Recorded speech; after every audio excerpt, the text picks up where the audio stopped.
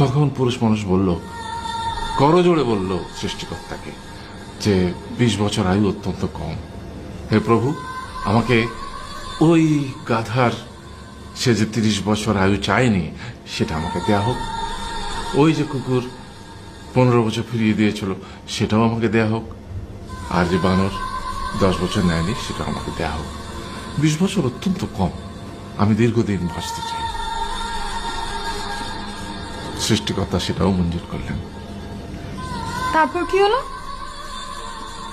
সেই থেকে ছেলেরা পুরুষ মানুষ হিসেবে বাঁচে 20 বছর, তারপরের 30 বছর সংসারের বোঝা পিঠে করে বয়ে বেড়ায়, সেটা কার মতো? গাধার মতো।